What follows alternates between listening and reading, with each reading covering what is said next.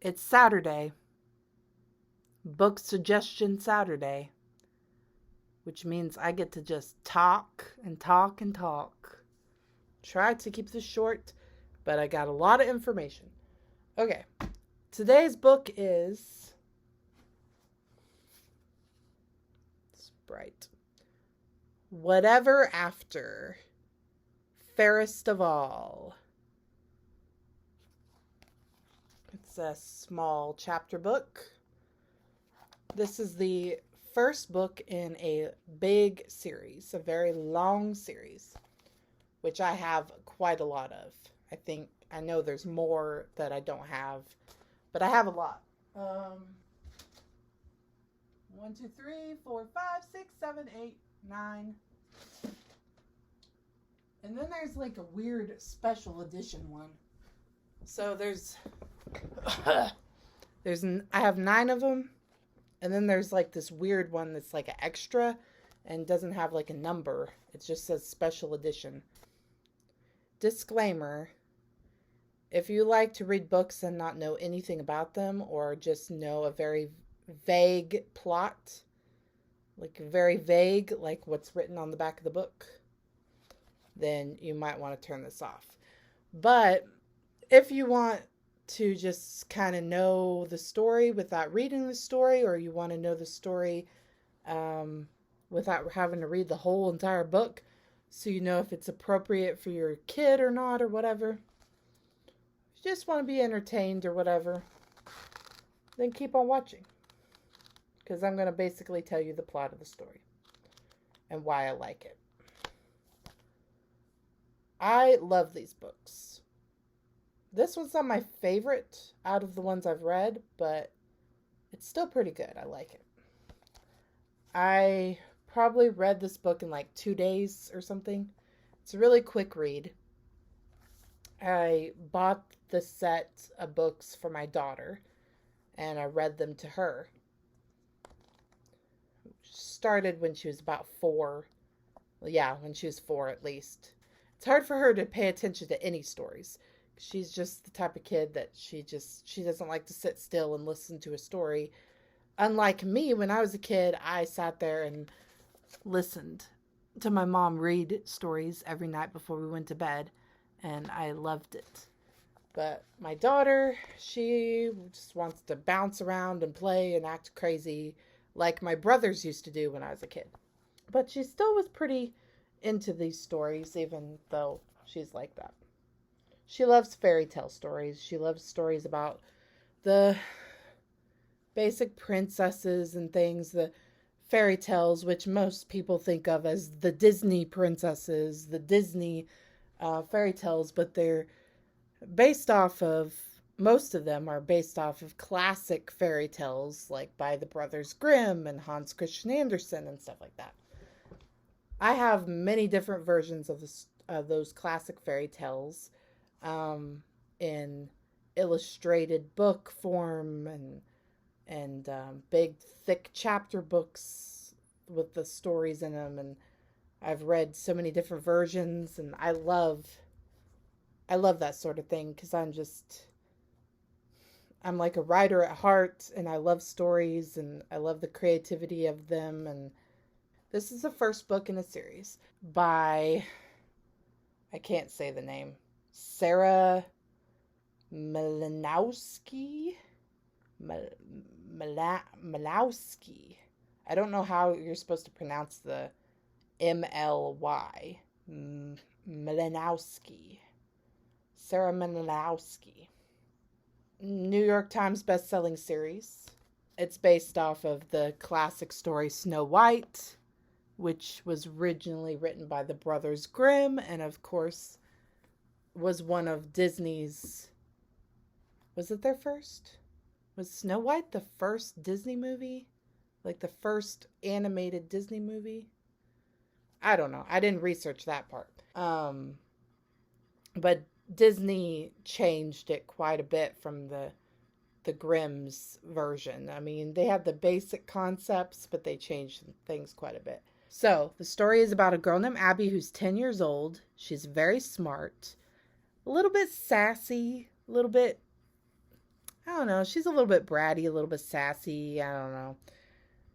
Didn't fully like her in the first book, but I started to like her more throughout the series, I think. She wants to become a lawyer and then a judge. She says you have to become a lawyer to make your way to become a judge. Um, she makes lots of lists, lots of like goals and things like that. She'll make lists of like, okay, we need to do this, we need to do that, to accomplish our goals. So I think that's a really cool character for your kid to read about. This smart girl that dreams of becoming a lawyer and then a judge. And she has a younger brother named Jonah, who's 7 years old. And they argue and, kind of fight a little bit amongst each other like a sister and brother would. But you can tell that they really love each other, really care about each other, and have each other's backs. So that's cool. That's a good thing for kids to read about. This good relationship between a sister and a brother. Jonah's also smart. He notices things and catches on to things that Abby doesn't. So at the beginning of the book, they have just moved into a new house. They're in a new town, new school. The town's called Smithville. And Abby's struggling with the school. She thinks the kids are very different from what she's used to. And she's not liking it very much. In their basement of their new house, there is a mirror that came with the house. There's a mirror like attached to the wall very securely. Just like there's a mirror there. Like a big ornate mirror or something. Which is kind of odd. And Jonah wakes up Abby in the middle of the night, around midnight or so, and says, Abby, you gotta check out this mirror in the basement. It's like, I can't remember if it was making weird sounds or he was just like, he was exploring the house and he saw the mirror and there was something weird about the mirror. He says he felt like it was staring at him like a painting or something. Like, he drags her out of bed. They go down to the basement and he ends up like tapping on the mirror, on the glass. And after the third tap or so, there's like this purple light. And they get sucked. The sister and brother get sucked into the mirror. And they wake up in the woods, in like the forest somehow. They have no idea where they're at, in their pajamas. And they think maybe they're in the woods near their house. Somehow they transported there.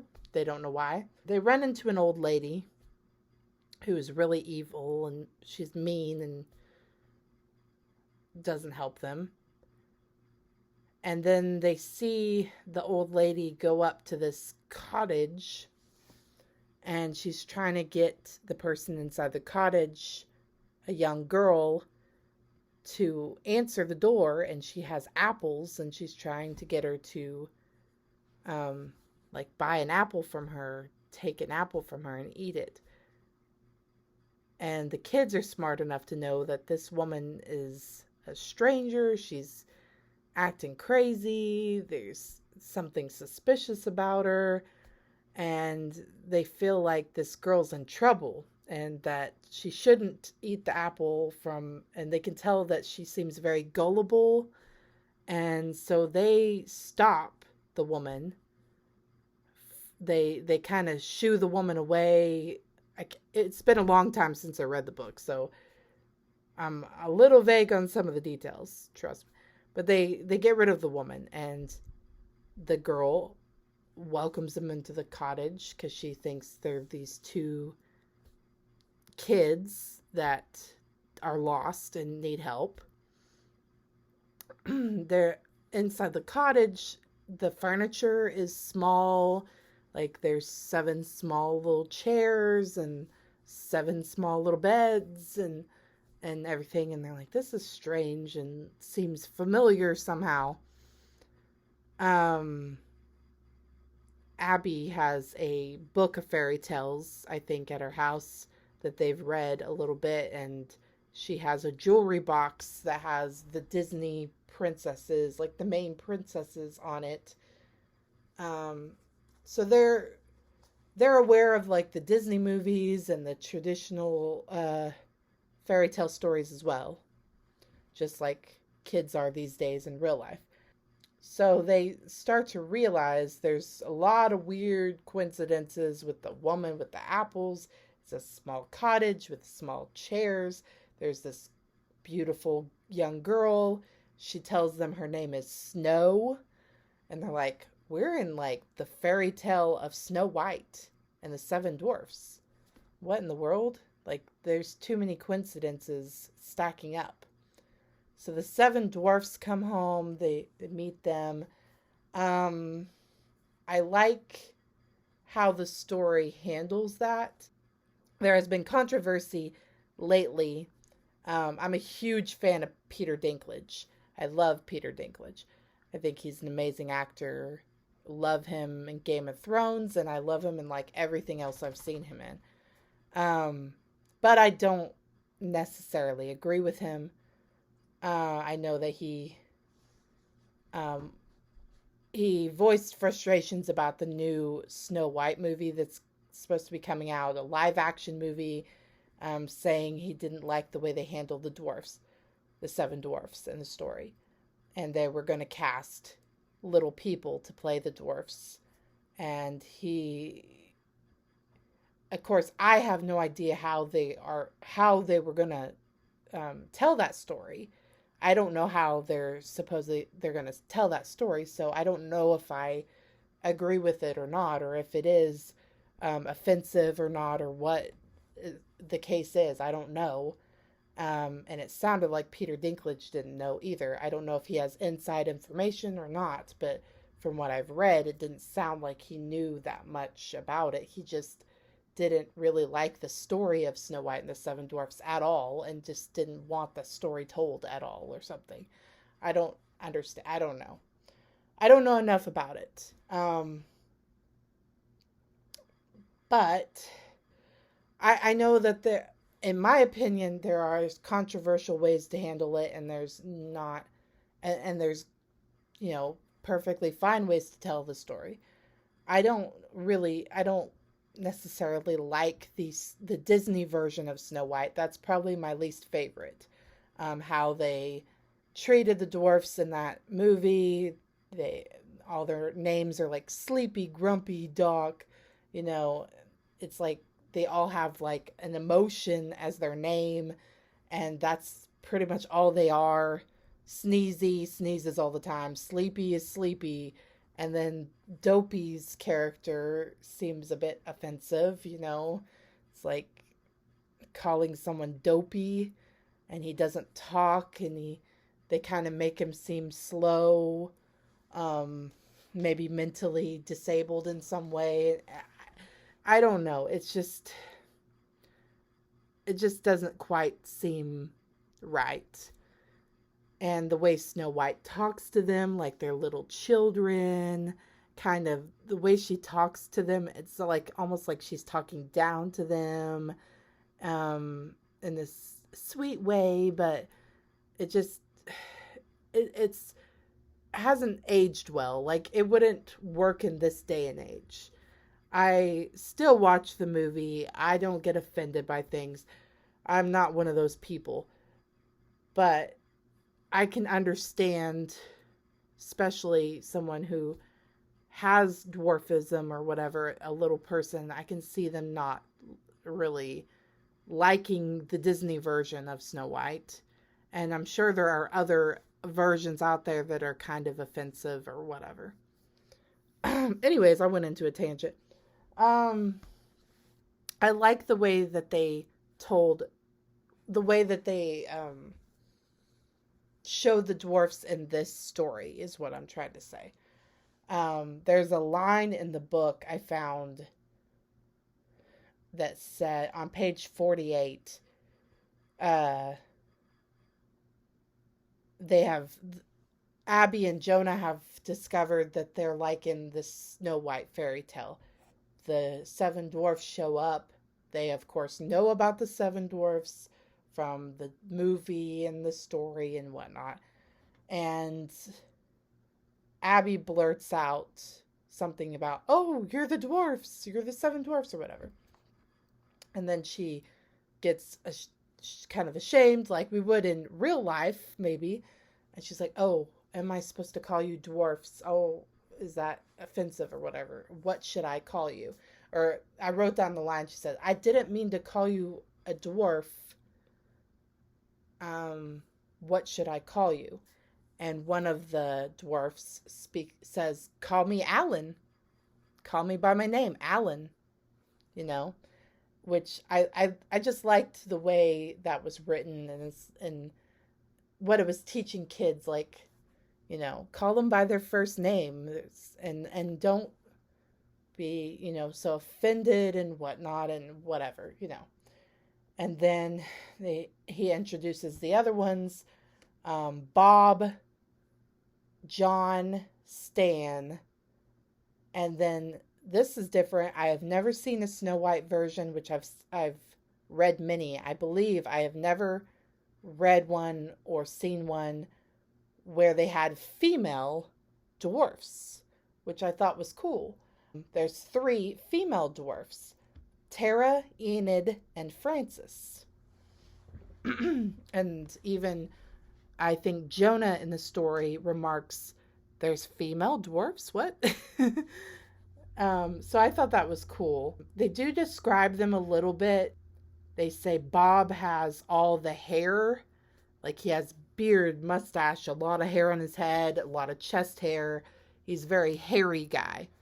But I mean, that's kind of how we would describe anybody, you know, like, oh, that person has this person has that, you know, this is the way they look.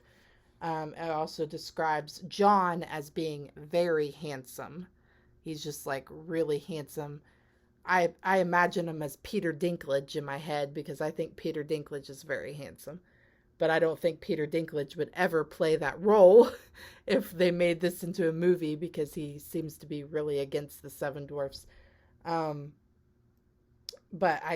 in my mind, I imagine him playing that part. Stan, it says, has big teeth. And then Tara has a braid in her hair, like braided hair. And Enid has pink hair. And Frances has a cane. I kind of imagined her as an older woman with a cane. And she's a little bit grumpy acting, but maybe she's kind of the grumpy character in a way, but I don't know. The land that they live in, the fairy tale land that this takes place in, is called Zamel.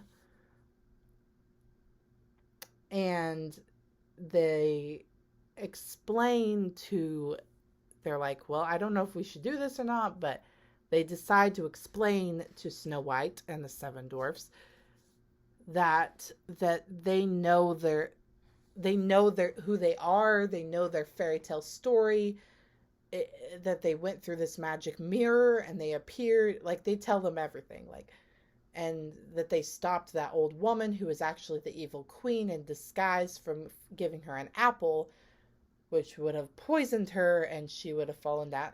And they basically tell them, like, we know the past and we know the future of the story.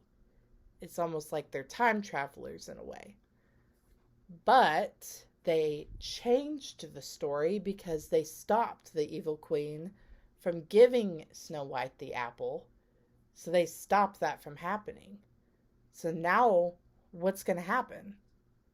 If Snow White doesn't bite the apple and fall asleep and be put into the coffin, the glass coffin, then the prince comes and then they talk about Jonah says the prince kisses her and she wakes up, and Abby says, no, that's only the Disney version. And the real Brothers Grimm version, she kind of gets knocked loose from her coffin and the piece of apple comes out of her mouth because it was lodged like in her throat or something. And whenever the apple piece comes out, she wakes up, which is the original story, which I like better because it's kind of creepy that a prince would kiss this girl that he thinks is dead, that he doesn't really know, and he just kisses her on the lips. I always thought that was weird. So I like the more original version of how the apple gets dislodged from her throat and then she wakes up. I like that so much better. But Disney changed it and was like, oh, kiss from a prince. And then they did it again with Sleeping Beauty. They talk about in this story, the original story of Snow White. They shortened it in the Disney movie where simply the witch made the poison apple and went there and tried to get her. In the original story, the apple was on the third attempt. First, she went to her with like some ribbons or a corset of some sort, something like that. I believe it's some sort of ribbons that would go around her waist. And she was in a disguise and she was trying to sell her these ribbons. She tied it around her waist, tightened it really tight until she suffocated and she fell over and it was as if she was dead.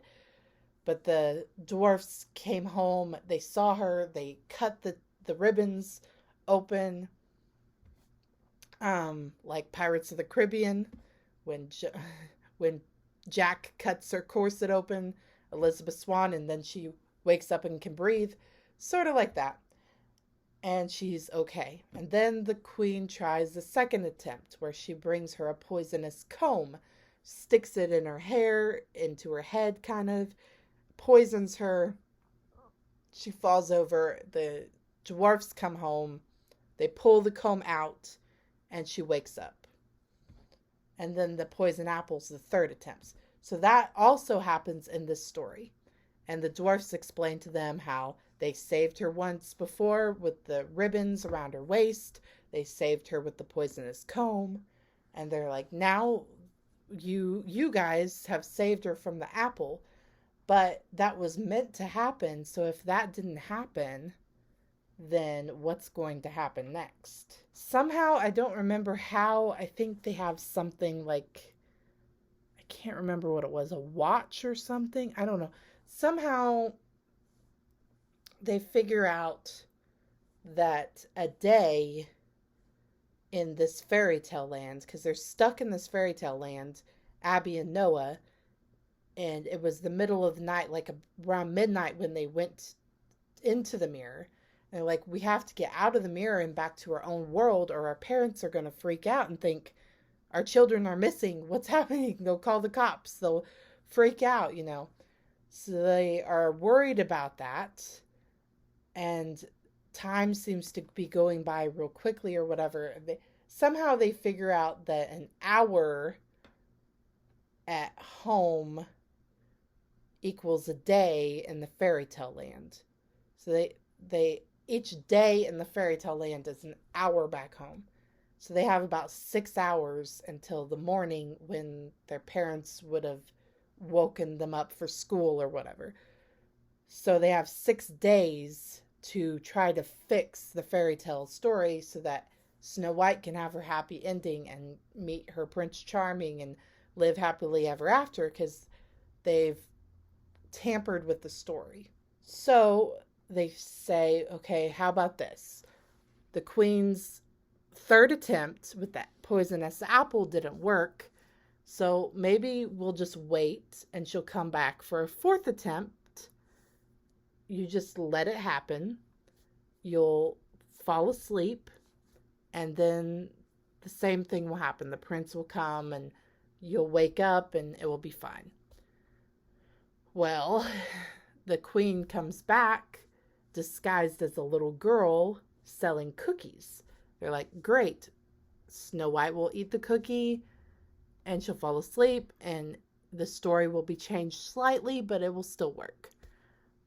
They see Snow White about to eat the cookie, they're hiding inside the house watching. But the queen isn't trying to get Snow White with a poisonous cookie. She has a hammer behind her back, and she's planning on smashing Snow White in the head with it. And they see the hammer, and they stop her. They thwart her from doing that, and they're like, she was going to kill her with a hammer.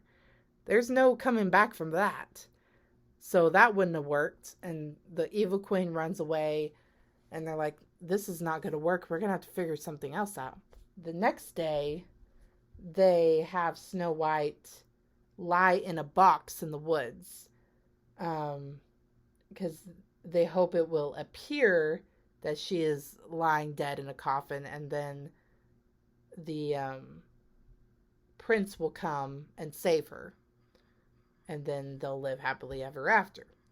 Well, they wait around with Snow White laying in this coffin, pretending to be asleep, and the prince doesn't show up. So that's not working. They learn that the queen has locked up this prince, Prince Trevor, and also has locked up the woodsman who was supposed to kill Snow White.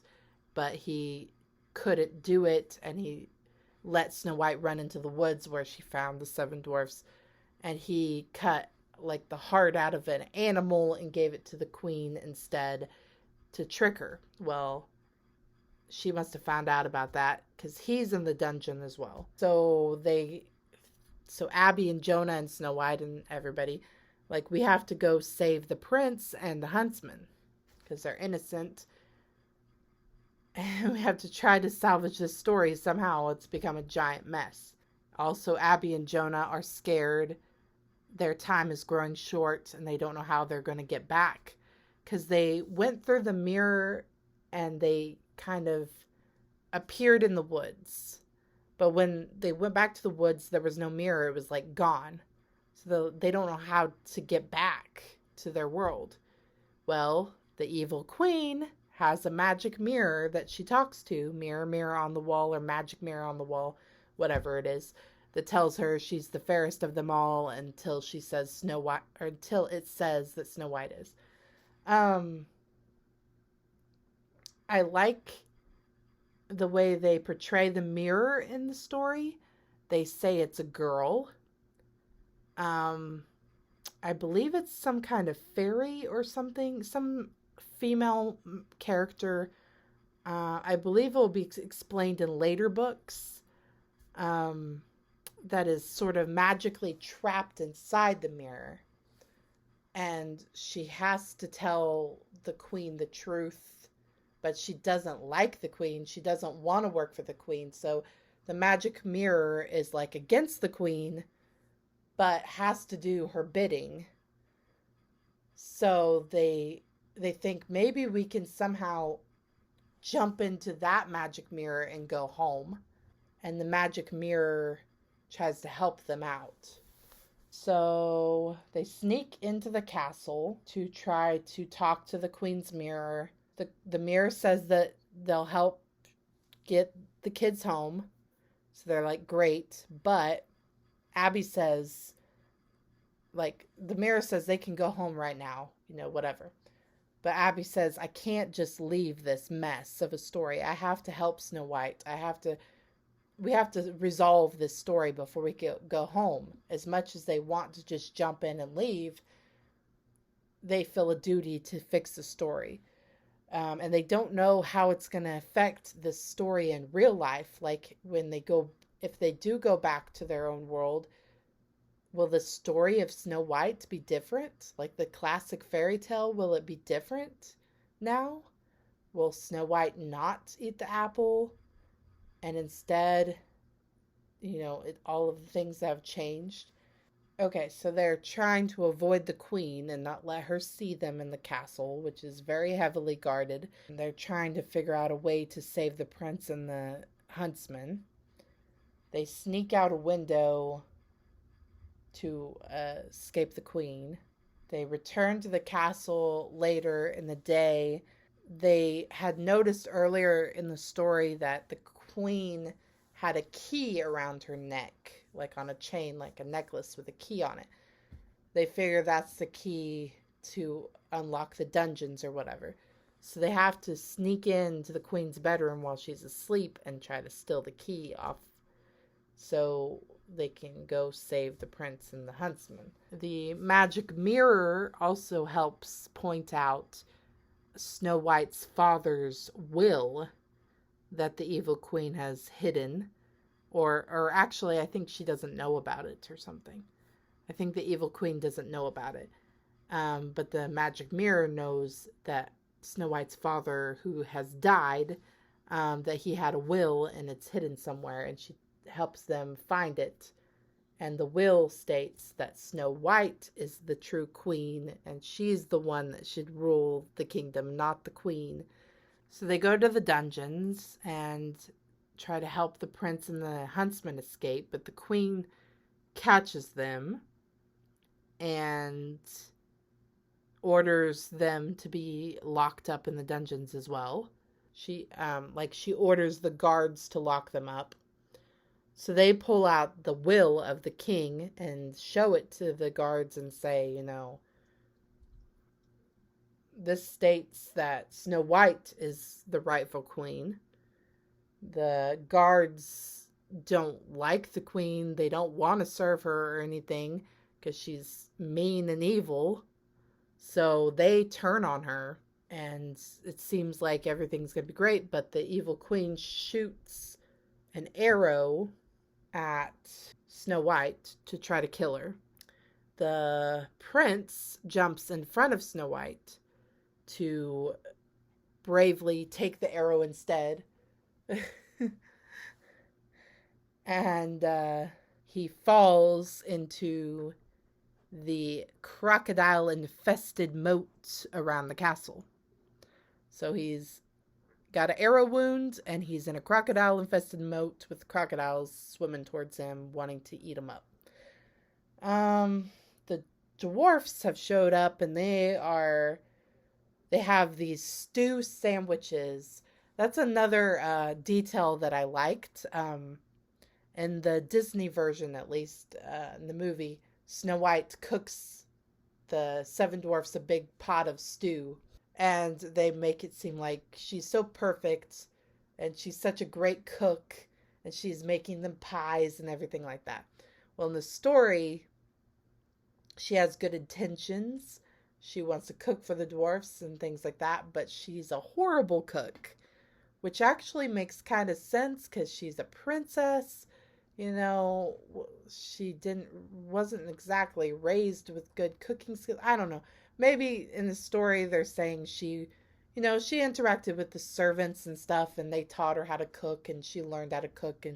And she basically lived like a servant, I guess. So that kind of makes sense. But in this story, she's a princess, technically, so she doesn't really have good cooking skills. So her stew is awful tasting. And but anyways, the dwarfs have these stew sandwiches made from the stew that Snow White made for them, and they throw them into the moat to distract the crocodiles, and the crocodiles go after the sandwiches instead. And they're able to get the prince out of the moat and rescue him from the moat, but he's still badly injured from the arrow, and he isn't breathing. He's like it seems like he's about to die. He's the prince is sort of in the state that Snow White would normally have been in, where she was like unconscious and seemed to be dead. It's like they flipped the script a little bit, and now the prince is the one that's in peril, and he's not breathing. He's injured, and Snow White has to save him.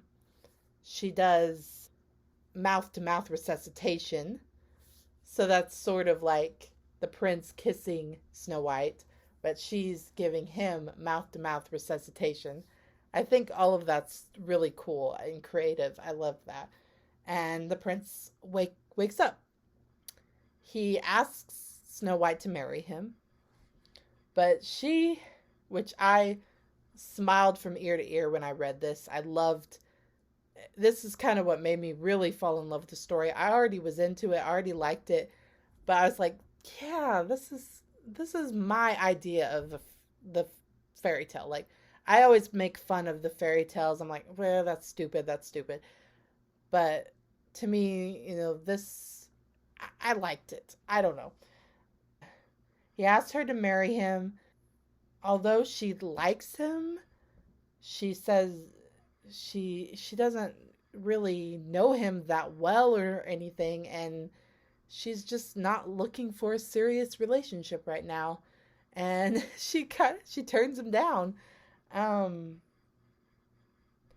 she needs to focus on being a queen, and she says she's only 16.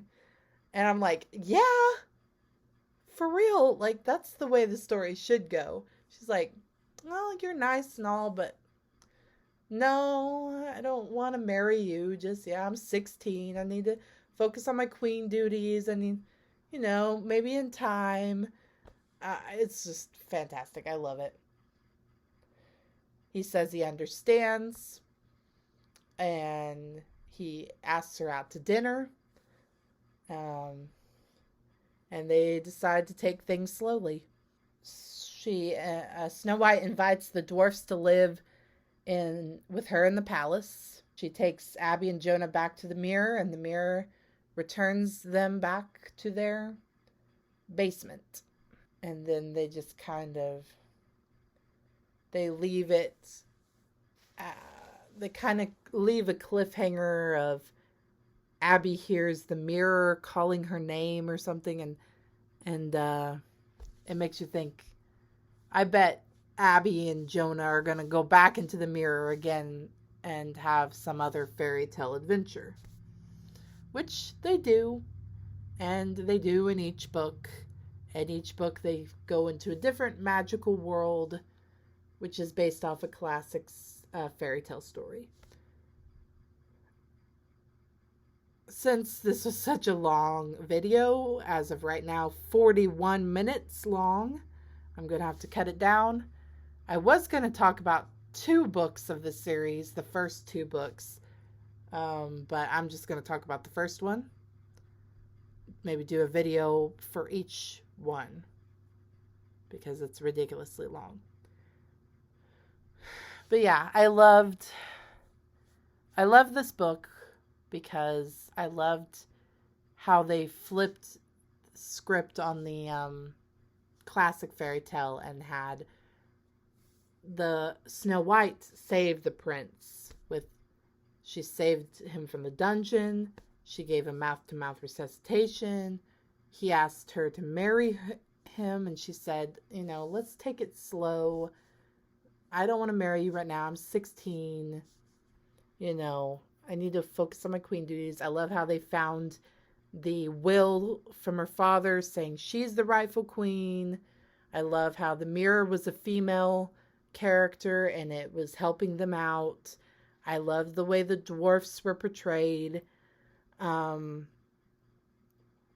just so many things about it that I loved. I think it was very creative. The story is told through through Abby's perspective. Like, Abby is narrating the story. It's a really good book. So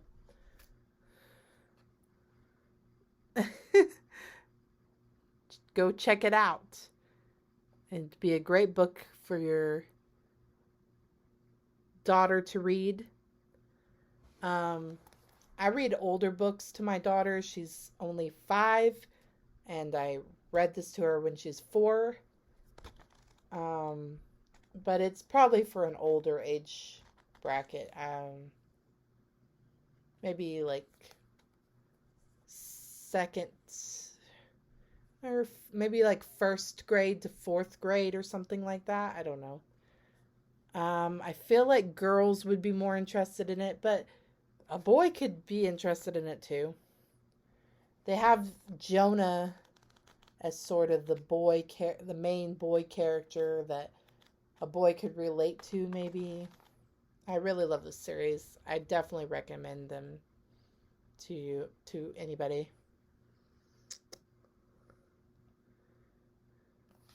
There's no pictures. I mean, there's little bitty pictures in the chapters, but that's about it. Wording is pretty big. Mountain. Apple. It's 169 pages. Like, subscribe. Tell me, have you read the whatever after books? Did you like them? Which one's your favorite? Have a nice day.